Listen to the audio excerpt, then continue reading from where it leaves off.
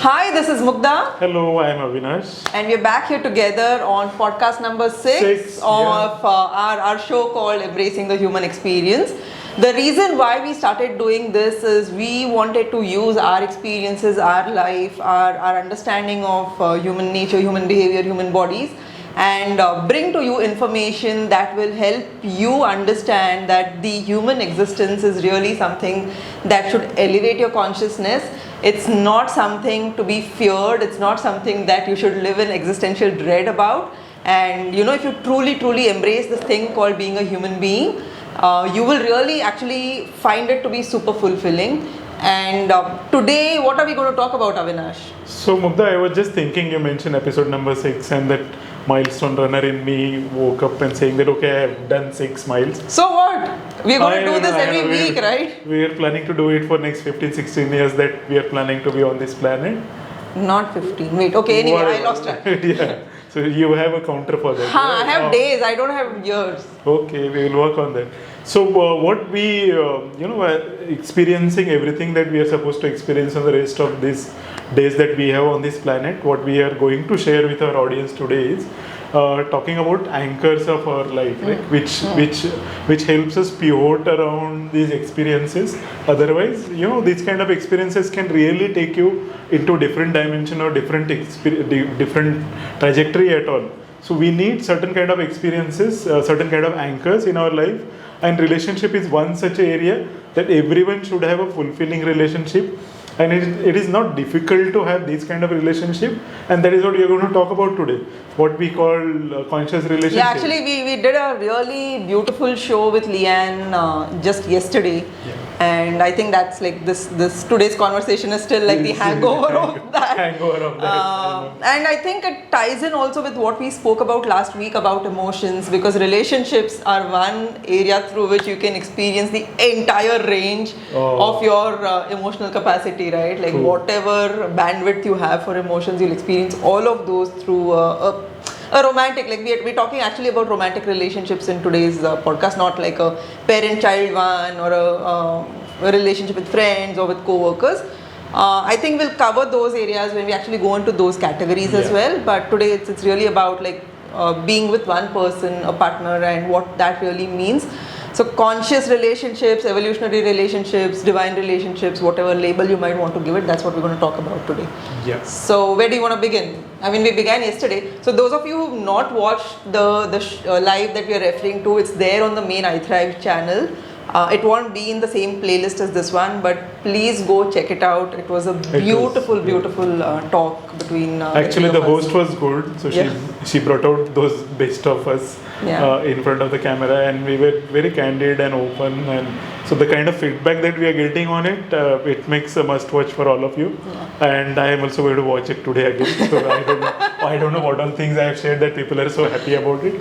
But yeah, talking about relationship, Mugdha, like what we share, right, between us as a romantic relationship or as a partners in strictly in the 3D world sense, we don't fall into this category of traditional couples who get married, have kids and stay in one place, and so our relationship is somewhat different. Yeah, for me even like what to call you, like how do I define you, right? Like saying that you're my boyfriend. I mean, boyfriend seems like such a juvenile way to describe who you are, but when I say partner, then again that feels a very non-personal. But the boyfriend makes me feel good, like boy makes me feel younger, so I feel okay. We'll stick to boyfriend. But just saying partner makes it very impersonal and very unnecessarily mature. It looks legal, right? Yeah, it looks very legal, like it's a business partner kind of a thing. Yeah. So, and then of course we are not married, so we can't say husband, wife or spouse or anything like that. So it's even hard for me to sometimes describe who you are. Like sometimes I just think it's like a mate, right? Then the mate sounds so animalistic, right? So I don't know what label to put on us, but we defy every convention. At least India, I don't think anyone really lives like us, right? So people have had relationships after marriage, but then most of them end up living together. We don't live. It's not even living. It's not live-in, but we're closer than like a married couple, but we still have our own separate spaces. So I don't know how to define us. We break every norm that's there, but it's working for us, right? So I think that's what we want to talk about. Yeah, so let's begin from the beginning. Like, what did you think when we first met? Like, what is your idea of a relationship and what you were looking for? And I'll share my perspective. Maybe we'll see where we match. Yeah, we actually spoke about this yesterday also, but I had just gotten out of a 14-year-long marriage, and in that marriage, I actually, though externally to the world, it looked like I was pretty much being my own self and I was an independent woman and all of that, I still felt held down by a lot of rules and a lot of unnecessary, like I remember once, like when I got my first tattoo here, right, like this tattoo, and I remember my ex-husband, so this was in Goa, I had gone with my friends Uma and Meera, and we just randomly, all three of us got the same tattoo. And I remember going back home to Bangalore after that vacation, and my ex said like, you didn't ask for my permission before doing this. I was like, it's my body, and he's like, no, but it's like, you have to ask me, because like because I can't even remember what the because was, because it doesn't make sense to me. So when I got out of that, like and I was alone for 2 years, because I definitely didn't want to get into a relationship. I wanted to understand who I was, and Thrive already was happening, like even before I returned to India, Thrive was already growing, right? So I just wanted to put all my energies on growing Thrive, and it wasn't iThrive then, it was Thrive. And I just wanted to focus on that. I was just like, this is what I'm here for, this is why I'm on this planet. So what were you looking for in a relationship then?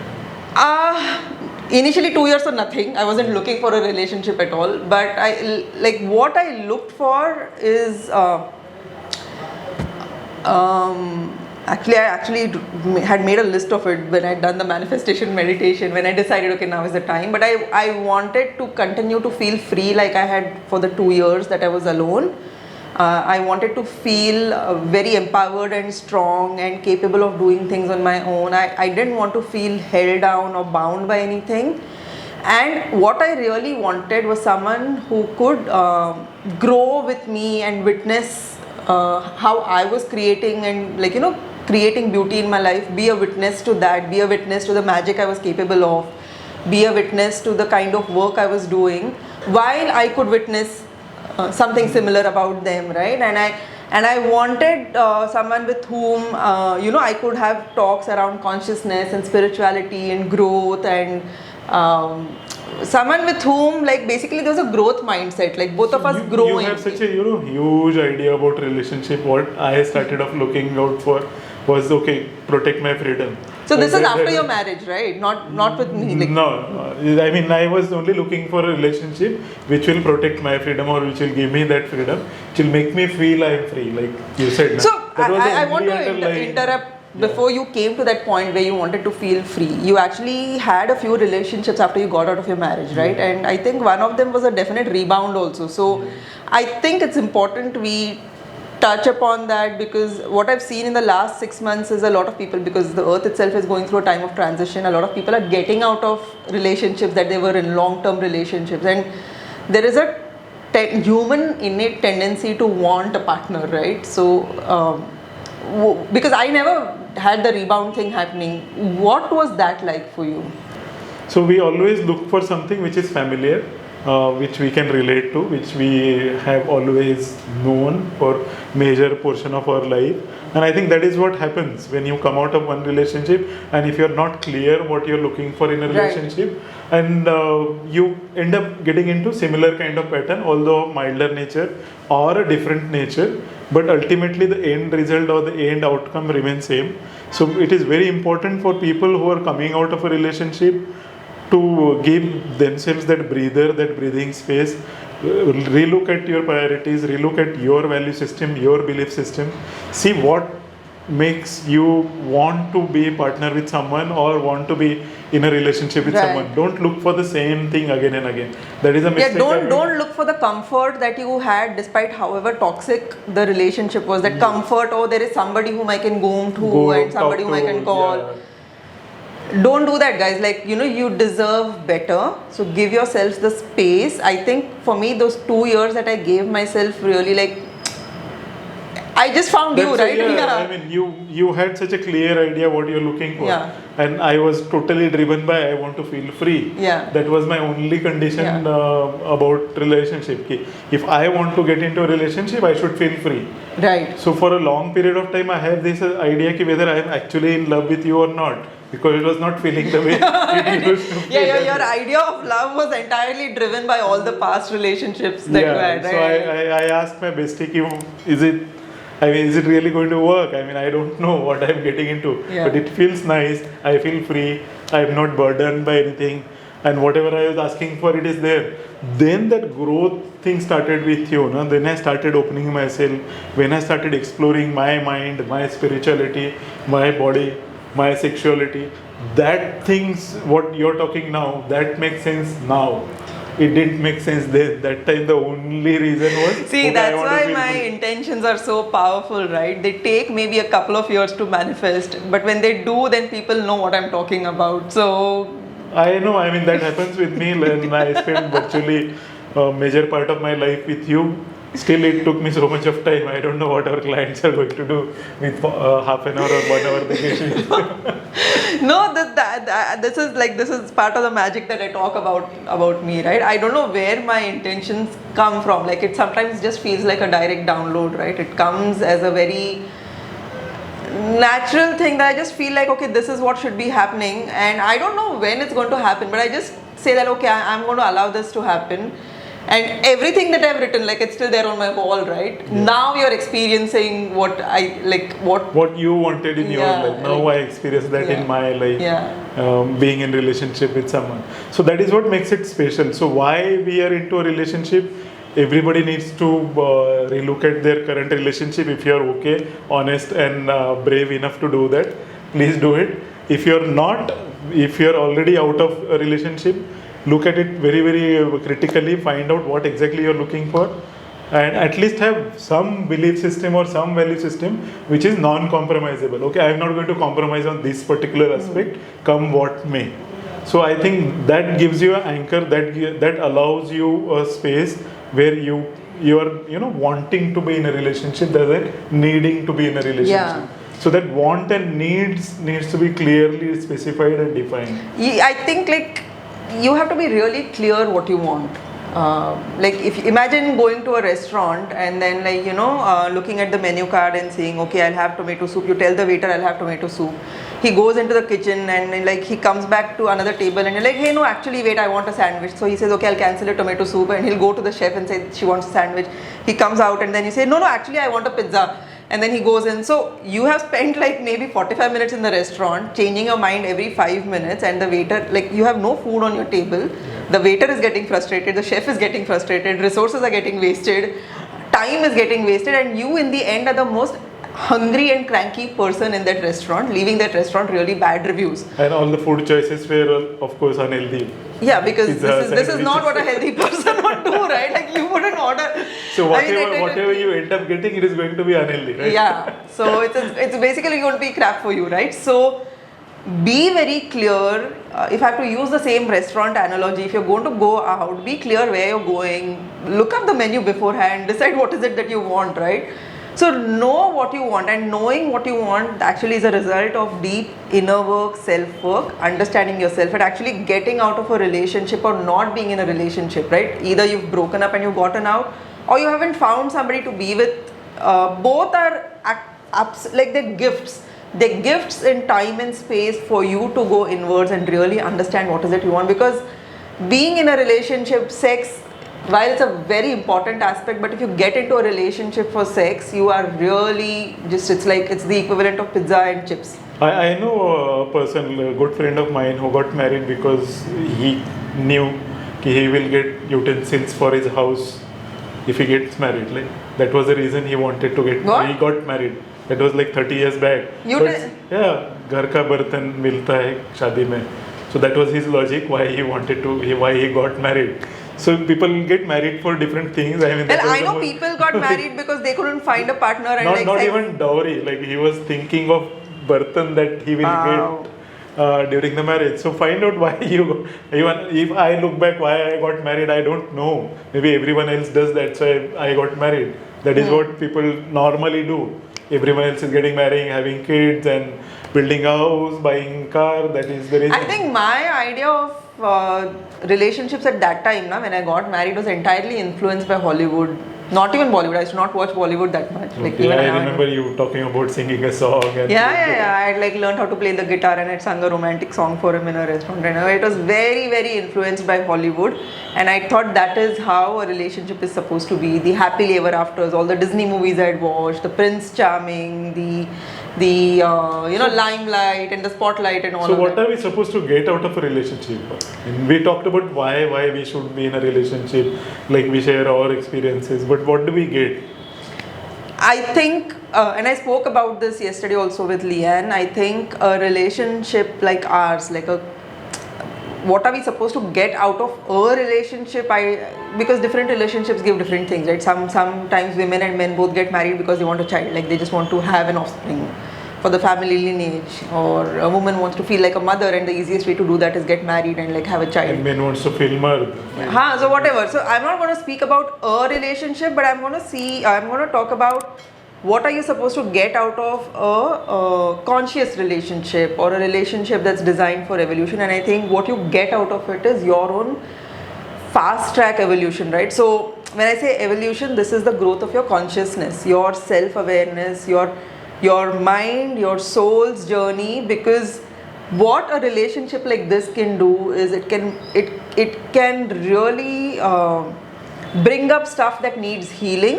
Okay, so when we speak of growth, right, growth usually happens when you heal unhealed parts of yourself. If we didn't have to go through this process, we wouldn't be human. The entire design of the human experience is that your highest self actually flows through so many different dimensions, comes into this absolute physical dense dimension, occupies your body, and then through your body and through your past experiences, including your past life experiences, it learns more about itself. And in that learning about itself, it heals the unlearned parts, or it heals the broken parts, through whatever traumas and everything. When you really weren't you yourself, you were just being an identity, you were just playing someone's fragmented identity and something like that. So you begin to heal yourself, and then you start your journey home, which is basically you just going back to yourself, right? So a relationship like ours actually offers a very fast path towards that kind of journey home, is what I feel. Because with you, what I've seen is so much stuff that I didn't even know existed, right? Came up to the surface, and not only did it come up to the surface, it actually got healed. And as it got healed, I am more in touch with who I am. As I am more in touch with who I am, more and more magic is happening externally, right? Exactly. And I feel so connected, I can just close my eyes and I can just connect with my higher self without any effort, and then I can just ask things. Sometimes I have fights with God, what a fucked up day, why are you doing a day like this? But I can connect with God, which is me, God is within me, right? So I can just connect like that, because more and more broken stuff inside myself gets healed along with you, right? How has it been for you? So you healed your past. I was exposed to my future in my relationship. I had no idea what I'm doing here. What am I supposed to do? How many years I'm supposed to be here? And where am I supposed to go from here? Right. So all those things started making sense. Downloads happens, there are universal messages going around. We were not aware. When you're in a conscious relationship, you're actually looking at things in a different way. You're actually receiving things which you would normally receive, but you won't notice. You won't realize that, okay, you're getting a download. So whatever was happening in my life after I met you and after we started dating, is it exposed or it revealed the part about my future. What am I supposed to do? Who are you basically? Yeah, who am I?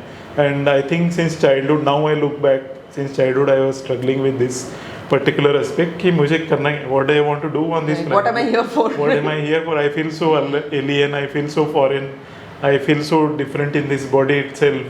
I sometimes I used to feel I am nothing, I am not here, I am not supposed to be here. And maybe that is the reason of my childhood sickness, or the way my body was responding to different functions.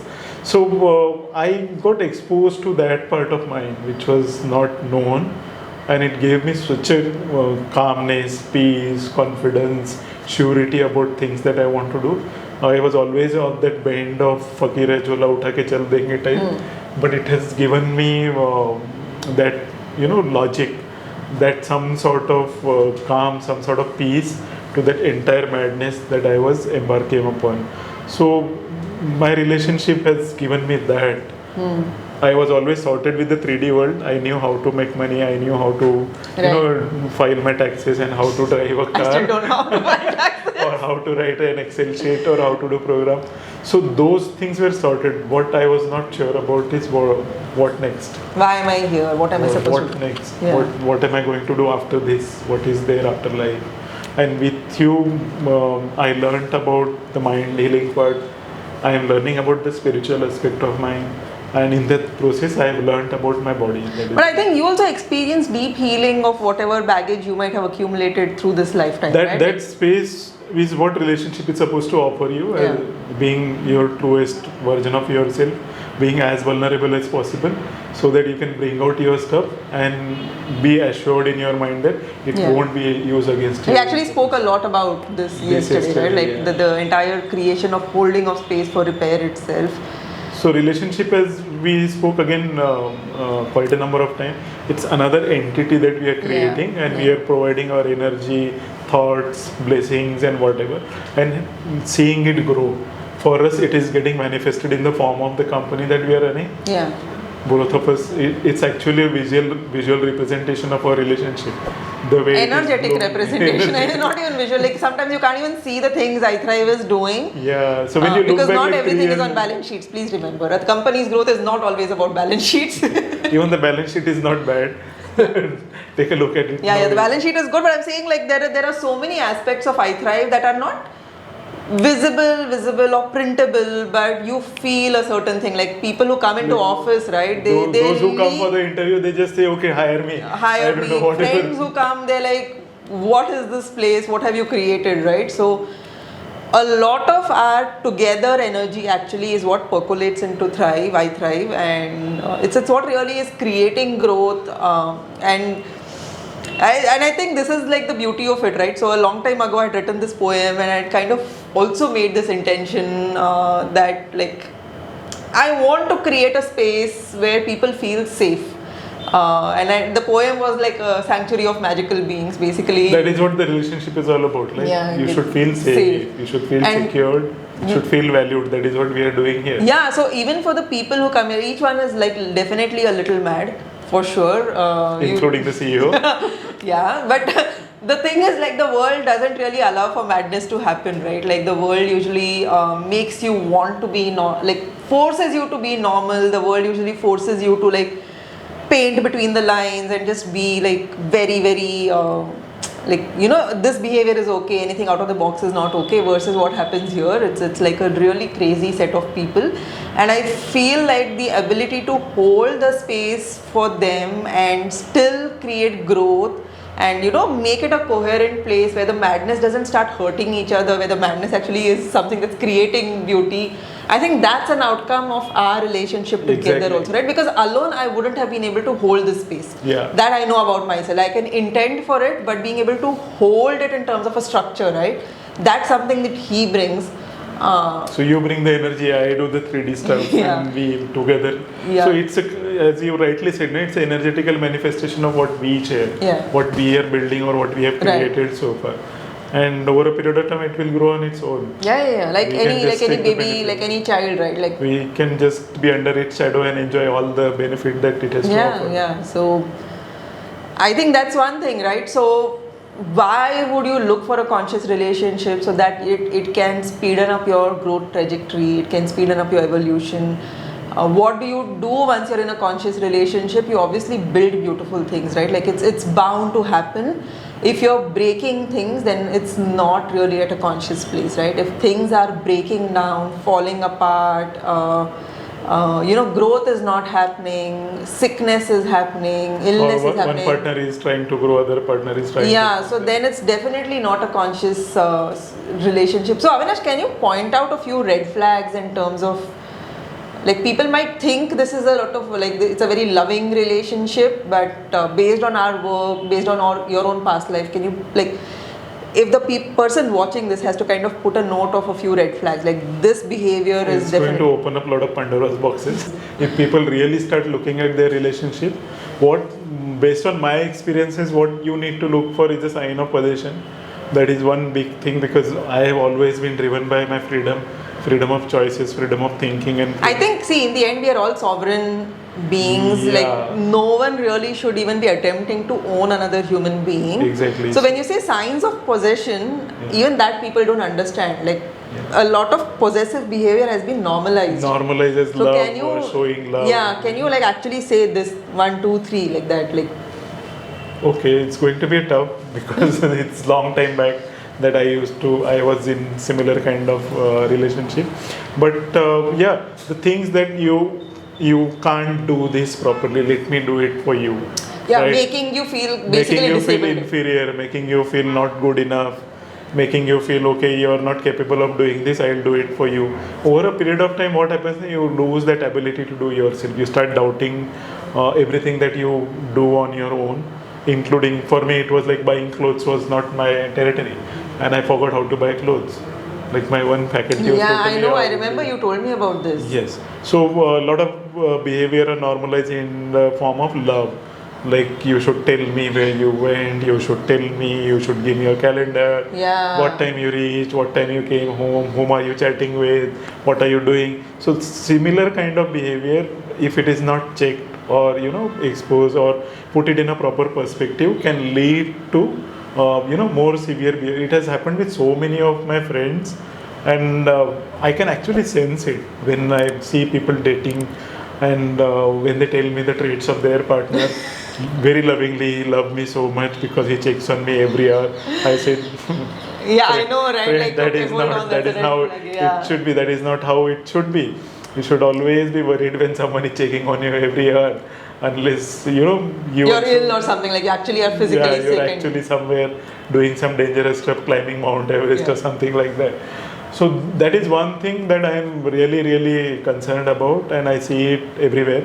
Another thing that I have noticed is putting one partner down based on their background, based on their upbringing, based on their choice of food, the way they eat, or even their the physicality. Because like for me, a long time in the entire marriage, I was often told that I'm very unattractive, I'm not beautiful at all, and I should feel that I'm lucky that he chose to marry me. Exactly. Like, see, he couldn't say anything about like my academics. Like, I was only in one relationship, right? So I can only refer to that one before yours.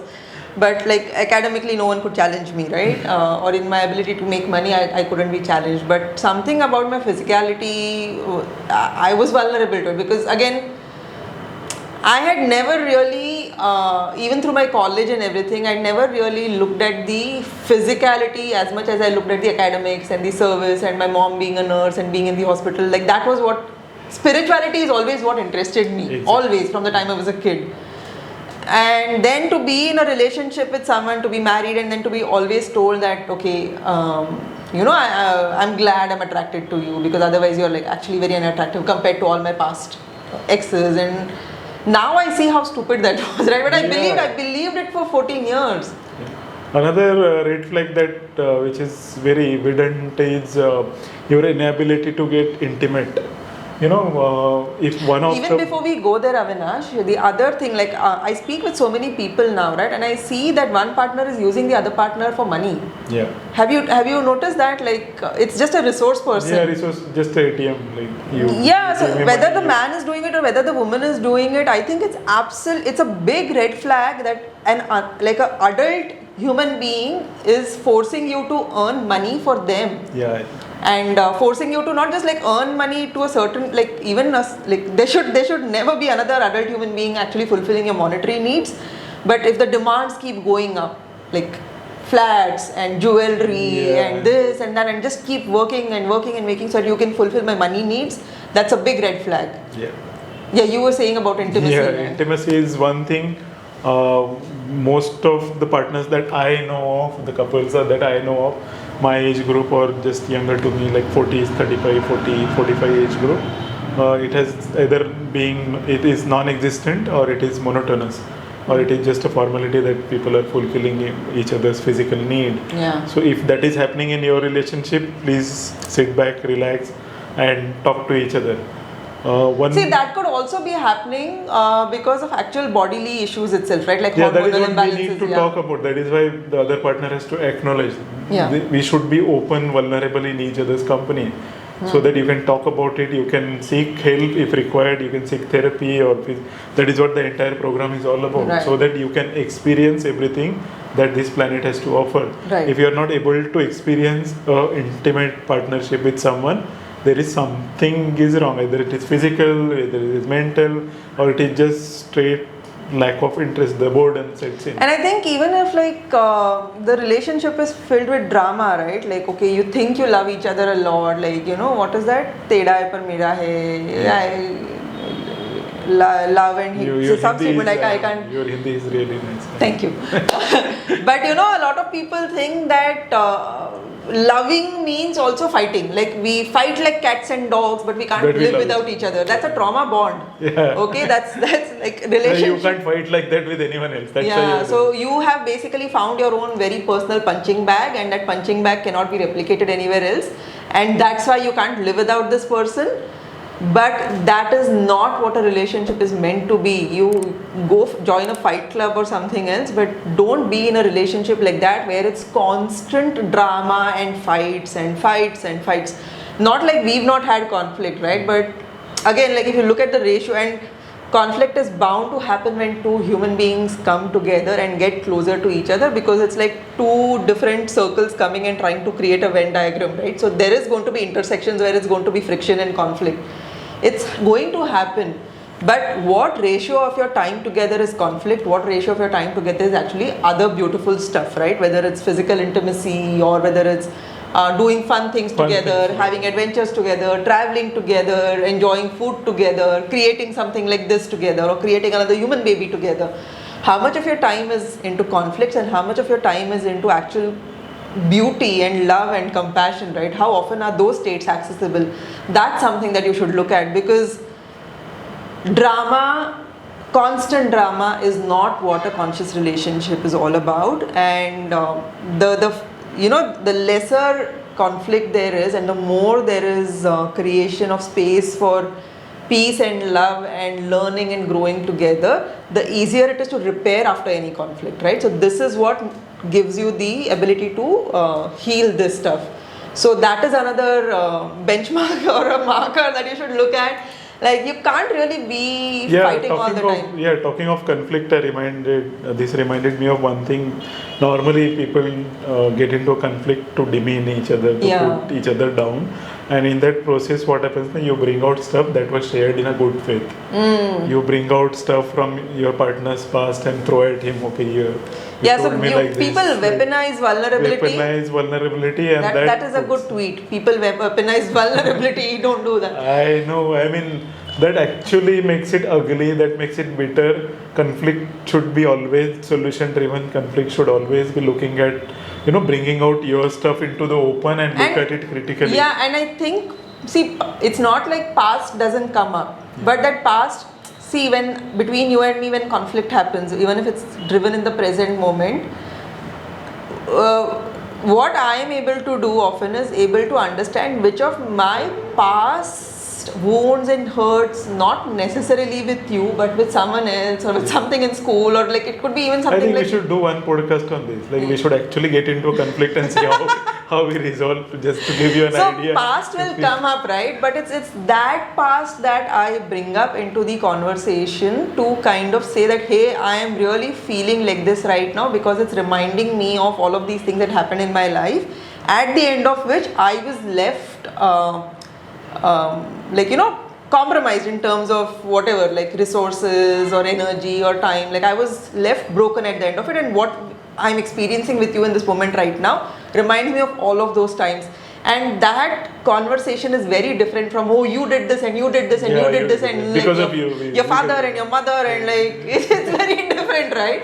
So I think it's not like past won't come up. I'm saying from my own personal experience. And even if it does, right, the underlying intention and the thought has to be like, how do I heal whatever is happening? Exactly. How do I change this moment? How do I transform So this that moment? this thing doesn't trigger the same Yeah. thing. Like I feel like the conflict thing is coming up again. Maybe this is what today's show is, right? Like I remember sometimes in conflict you felt like wanting to just close yourself off, like just leave and like, you know, just completely tighten yourself and go into this little ball kind of a thing. And I remember I actually physically do that. Yeah, you do that. Like you physically like go into a fetal position. And I know why you're feeling like that, right? It's not anything I've done. See, that is the second awareness you have to have, right? Like, are you really the one that's the cause of your partner's discomfort and angst? That is what we have seen. Like people are in a relationship unconsciously, mechanically. When you're actually in a conscious relationship, you're looking at everything. You're aware of the environment. You're looking at them. You're looking at yourself. And exactly. You're not doing it as a mechanized thing. You're not doing it unconscious like people. Like I learned driving, now I can drive just like that. I don't have to put effort in doing kick up, gear change karna hai when I'm going to press the clutch. So most of the relationships have become auto relationships. They're on auto mode. They're just going on doing it. They're not consciously aware of their own needs, their own wants, their own desires, their own growth. Same thing, they're not aware of their partner's trajectory. So when you go into that mode, one is I'm always asking like which part of me or what behavior of mine kind of drove this, and am I displaying something like you're always this, you know, knowledge driven thing. Everywhere I want to know this, and sometimes I'm just like, okay, I want to close now. No, but I think it helps, right? Because I'll come back after 24 hours or whatever. No, but I think that you keep referring to, that the safety I've created for you, the space I've held for you, like you feel really okay being whatever self you are, right? You're most vulnerable, the best of you, the worst of you. I think you're able to also bring more and more of that, because I don't like, I personally feel that's one of the things, like even if you're going into that fetal ball position, I'm not like leaving you alone. Okay, you deal with this on your own. That's what you're saying you want to do. I'll let you do it. Like, deal with this on your own. I'll come back after 24 hours. I usually hang out even if it's like a little puppy. Okay, so then I'm like somewhere like in another room, but I'm just there making sure. You're bringing my secrets out. not in the public. All right. Okay, I won't. But I think that, and with me, it's the reverse, right? Like when I actually experience a difficult moment, I want to be held. I want him to be there. I don't want to kind of be alone in that moment at all. And he recognizes that, right? So he'll be there. Like he won't let me go, even if I feel like running out of there and like going off on the mountain or whatever, going on the cliff because we had an argument about coffee. He won't, like he'll block at the door and he won't let me go. And those are the moments, right, where you actually are feeling extremely broken. The child inside you doesn't really know how to deal with this in the most mature way, right? Like these are the moments when you're at your lowest. If the other partner can bring the most powerful part of their self and just hold that for you with courage, without like losing their shit in that moment, right? I think that's what really strengthens this, right? I don't know why today's stuff is about conflict and like relationship is all about conflict, no? Relationship is not all about conflict, but how it's to about resolve healing conflict. from that. Because all the stuff that is going to come out in the open, right, is going to create some sort of friction. That is how the growth will happen. Otherwise, if you just keep it within you and never to come out in the open, the growth is not going to happen. It will just going to pull you down. Okay. So I think conflict resolution is one area that every partnership should look at. The most important part in a conscious relationship, you'll always be aware of energy of your partner. In most of the relationship, that is missing. So if you're still awakened, if you're still energetically active, perceptive, especially women out there, you are energetically very, very perceptive, please keep that thing open. You know what is wrong and you know what is right. You know what is going to happen with them. Mugdha is so perceptive about so many things. She can just feel it, the energy. Okay, she will ask me and I'll realize that after 4 hours, okay, what you are saying is correct. And that is what you should, when you are in a relationship, keep your energy perception open. You will know whether that relationship is working for you or not. and that is what I guess we should be looking out for. Yeah. Everyone should be looking out for in their relationship. Yeah, like trust your gut, like you'll know deep inside that things are off. So we'll wrap up today because I think otherwise we'll just keep talking about this. But I think what we covered primarily is like the purpose of a conscious relationship, the evolutionary benefit it offers to us as like beings of higher consciousness, the things to look out for in terms of red flags. I think the next time we talk about relationships, we can also speak of like what are the things people can do to find more conscious partners, how to kind of, what are the or things how to even evolve in their current relationship, Yeah, not be or- running away from everything. or like how both partners can do the work of like growing themselves. So I think that's what we'll address the next time we speak about relationships. But yeah, conflicts happen. Yeah. Just that the ratio of conflict to love, like that is something you should look for, and have the courage to be there for your partner, for yourself, even through a conflict, right? Without really becoming the rug to be walked on, without having to bend backwards, have your spine up straight so your values are not getting compromised on, but you can like just be the love that your partner needs in their moments of weakness. And don't forget to watch our live. Yeah, please go watch the live we did with Leanne. It's a really beautiful podcast recording that we did. Yeah. Worth the time you put into it. I watched it myself afterwards. Like, wow, this is amazing. So cool. I think that's it for today. Yep. We'll catch up next week with another thing to talk about. Till then, keep following us. And like, subscribe and share, and please share this with other people. We are really doing this because we want to share our experiences. I really feel human beings need more people who can light up the way through our own be experience. honestly talking about this stuff. Authentic, honest humans saying that hey, human experience is chaotic and messy and confusing, but it's also like really beautiful, and here's how we do it, and maybe this might work for you. Yeah, that's why we're doing this. Okay, thank you. Bye-bye. See ya, bye.